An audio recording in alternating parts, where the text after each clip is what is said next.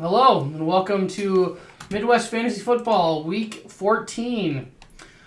This is the last week of the regular season, so just as a friendly reminder, this is the last week in which we will have a high score prize. Going into the playoffs, we don't have that. And then another reminder before I forget, after the first week of playoffs, which is after this week, that's where rosters will lock into place for keeper value for next season, because eliminated rosters are going to get locked out. They won't be able to make any ads, drops. So that's the point where we say keepers are that point captured for next year. So just as a reminder of that for next week. Looking back at this week, the top scorer, Lee's a very sad ending, actually has a pretty good ending to the last end of the season here. Taking down Eric, 165 to 155. Ricky? Yeah, Lee actually played pretty much everything perfectly this week. He could have scored a tenth of a point more if he would have subbed in OBJ instead of another wide receiver. So, good week. Evan Ingram, tight end, 2 touchdowns for him.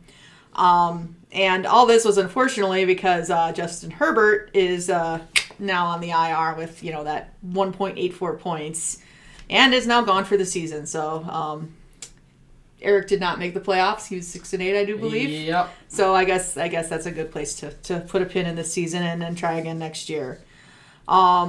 He does not have another quarterback on the roster, so happy hunting on the waiver wire, my friend. Yeah. Eric does have a bright spot. Jaden Reed went off for him, but on his bench. If you would have put him in, that would have been a difference maker, but I wouldn't have played him either. Looking on the projections, that was just a happy accident. So overall, you would have had to play him instead of Keenan Allen, which that would have only been 8 points. Yeah, it would have been. Well, if you put him in a flex, which I wouldn't put one in a flex. Right? Even still, that's only 7 points. Yeah. So I don't think you had the points to catch him with the broken finger. So. Yeah. I think you just kind of got screwed by the injury to Justin Herbert here. Yeah, well, what's that? That's why we play the game. Right. So. Anything else in this matchup? No, this one was pretty good. So. All right, moving on. The biggest blowout for once was actually a different game than the high scorer. That's normally not the case. Week 14's biggest blowout, my team taking down Aaron's picking so bad it hurts, 142.4 to 87.4. What is that, like 55 points? 55 points or something like that, I think, if I can do the math right in a hurry. Yeah, Quarter's team just did not show up this week. Besides Breece Hall, who represented his bench well with 26.6 points. Again, no one sees that coming. So that probably wouldn't have made too terribly much of a difference either. Yeah, I think you still would have murder-lated him pretty handily.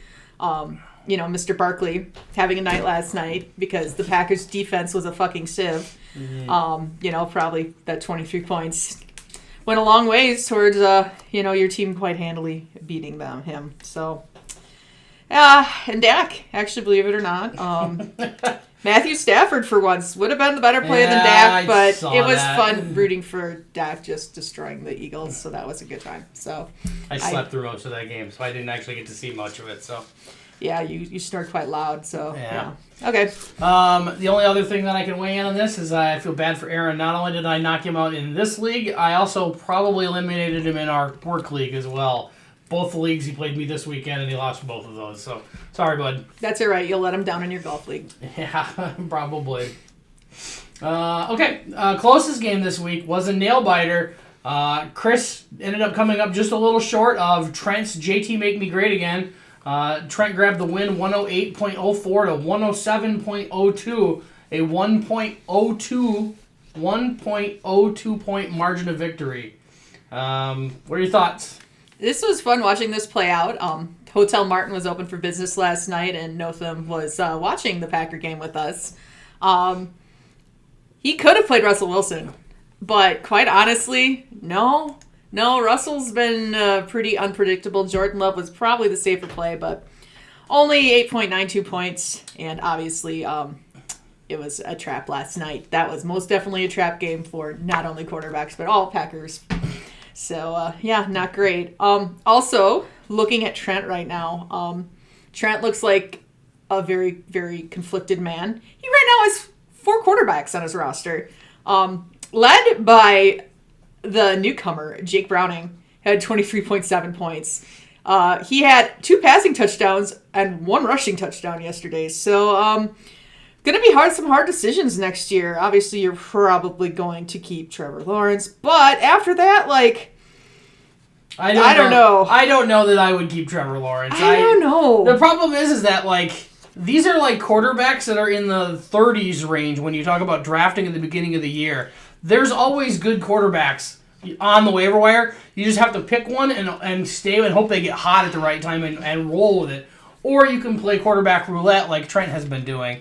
Well, Trevor Lawrence is QB 15. You're a 14-team league. Or, that's probably one you keep just because your league's so deep. Yeah, maybe. So, anyway, have fun with your quarterback deliberations this offseason.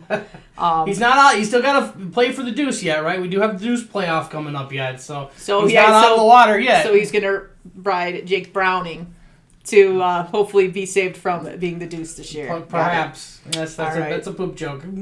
Yes. The only other thing I would weigh in from Chris was looking at the projections for the 2 quarterbacks. Yeah. It looks like Russell Wilson was the slight favorite. Only by about 0.05 of a point, so kind of a coin flip there. It doesn't. Yeah. It's a tough one. And then Justin Jefferson coming back and immediately getting hurt again. You only got 4.7 from him, and then also 4.7 from Jordan Addison for some unknown reason. I don't know. I guess. Oh, that's right. That Viking game was the disaster of 3-0, where absolutely nobody did anything, and it was a train wreck. Also, I'm glad Tom expressed his joy at getting to watch that this last weekend. So. Happy Viking fans. Yeah, those poor bastards have to watch them fuckers every week. Yes, they do.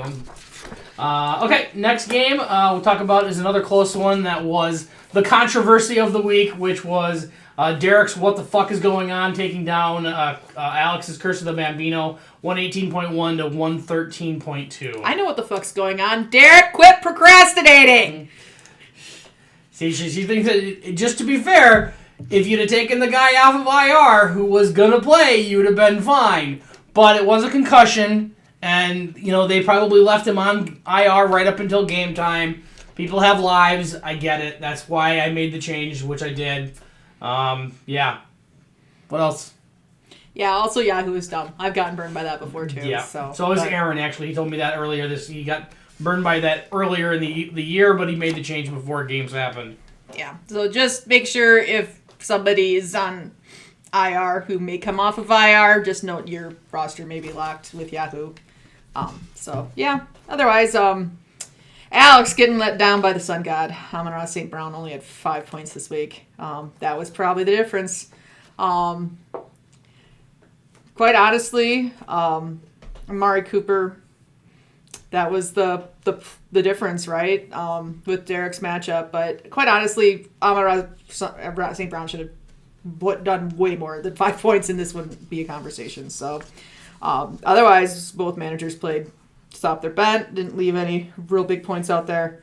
So this was a pretty straightforward matchup. Other than that, so. Okay. Elsewhere, Brandon's blown call knocked off Will's You Suck McBain, 126.8 to 72.4. Yeah, Will left a lot of points inadvertently on his bench. Drake London had 32 points on his bench. Yeah. I don't think it would have mattered. My quick back of the napkin math.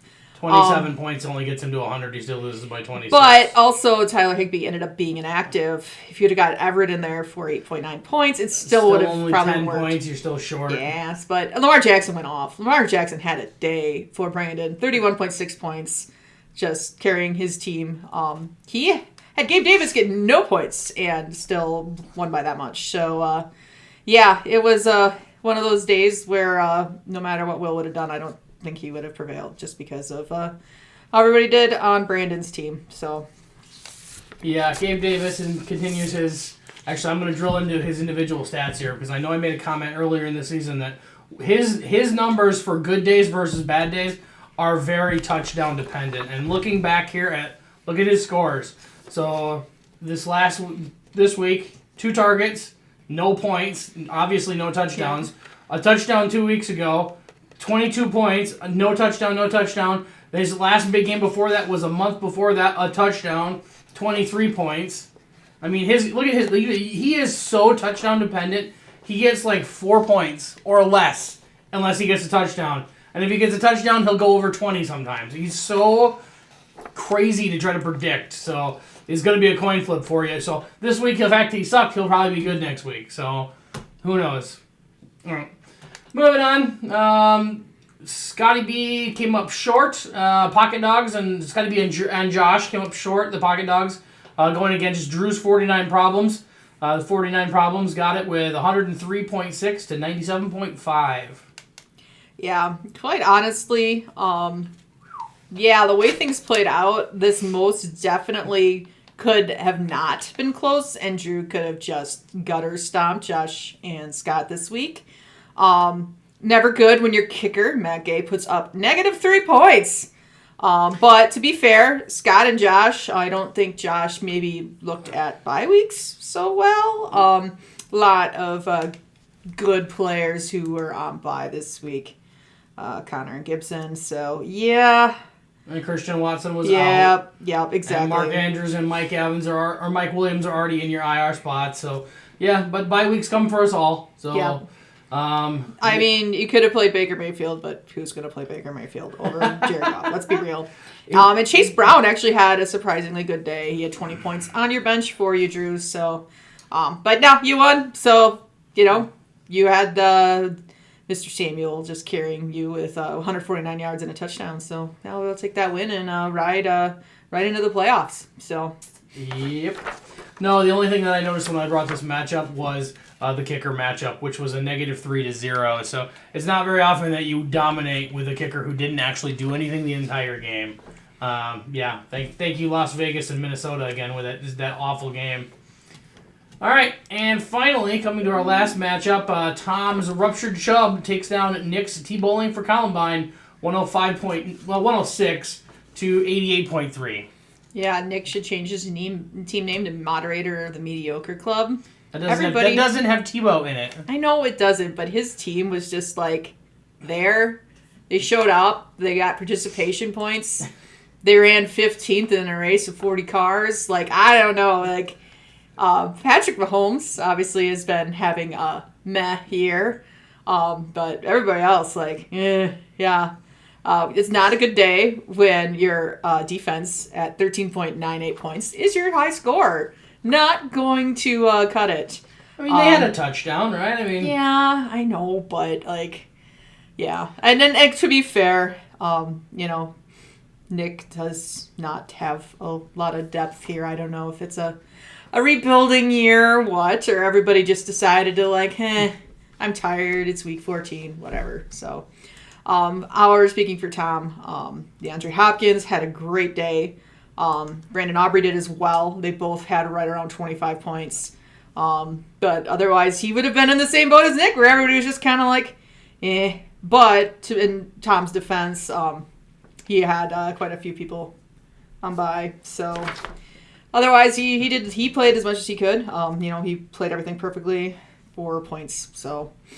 He did real good. Nick just had a whole bunch of players show up for their participation trophy, and that's about it. So I think Tom is also going to be out looking for quarterbacks next week, or for the waiver wire. Looks like he's got C.J. Stroud, who's in concussion protocol. That'll be your third or fourth QB you've eliminated this year. I will make sure to avoid whoever you draft in the future because you are definitely hard on quarterbacks this season. And then over for Nick, he sent me a message this morning that said he was, I'm going to the Deuce Bowl. I don't know that he said didn't quite have the same ring as going to the Disney World, but he said, it was the best he could do at the moment. So. Tom, if you need some quarterbacks, I know where you can find them. You can't trade anymore. We're past the trade deadline. Oh, okay. Well, yeah. Okay, maybe. Yeah, he can look at them and hope that Trent ends up cutting some of them. Yep. That'd be about the best. So, looking forward to next week, we've got playoff matchups. Kind of go through what we've got out there. Scott and myself both have the first 2 buys overall in the main bracket, championship bracket. And looking at the first matchup, we've got our 6th seed Alex, the Curse of the Bambino, taking on Brandon's Blown Call. Right now, with projections, that's currently favored towards Alex, 107 to 105. Close enough that it's probably a coin toss. Over on the who gets to play against Derek in the 5 seed versus 4 seed, Derek's 5 seed is projected to womp on Drew 124 to 98. I'm wondering if we have some buys in here. No, I don't think so. I think we're past the buys of weeks. I don't know that there's any more. Well, just based off of who's going to be in there, you can't look at the projections unless they've already set rosters for this week, right? This is true. Yeah. So it's a rough ballpark. Of course.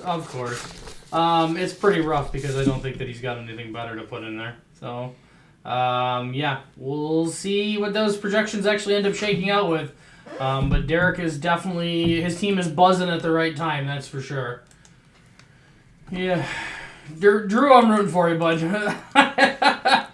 Over in the deuce bracket, it's going to be tough to project the 13 and 14 seed because of the fact that Yahoo doesn't allow an 18 bracket in the consolation bracket. I believe that the 14 seed, which is Tom at the moment, is playing against Chris, who was the 7 seed. And then I don't remember who the other team was. Standings right below Chris would have been Aaron's Picking So Bad is playing against Trent. So looking at projections, those two both projected 98 points. Tom's projected around 86. Both of those guys, who knows what's going to be happening with their quarterbacks, so it's still wide open to be determined what's going to happen there. Same thing.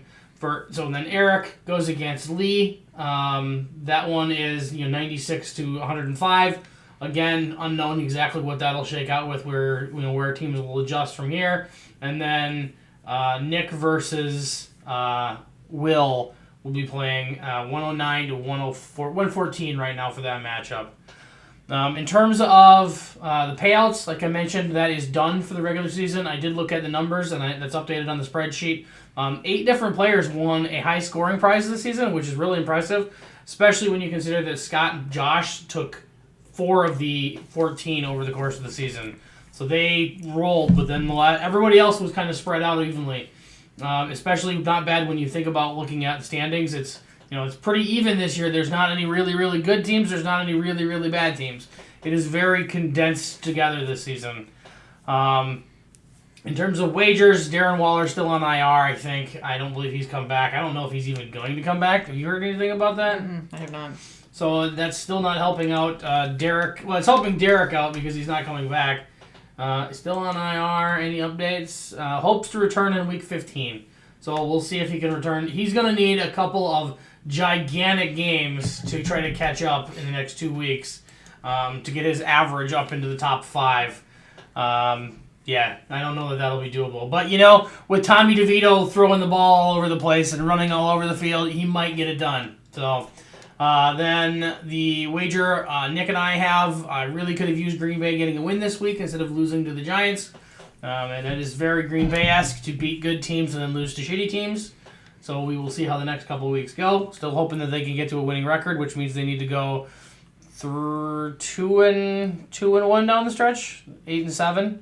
They're 6-6 right now. How dare you doubt the power of the fedora with the Giants? I'm not talking about the Giants. I'm talking about the Packers. I know, but I'm sorry. The Giants won that game. Like, they did things. The Packers did a lot of things poorly. They did things and stuff. Yeah. So that's it for this week. I will be back next week to talk about what happened in the first week of the playoffs.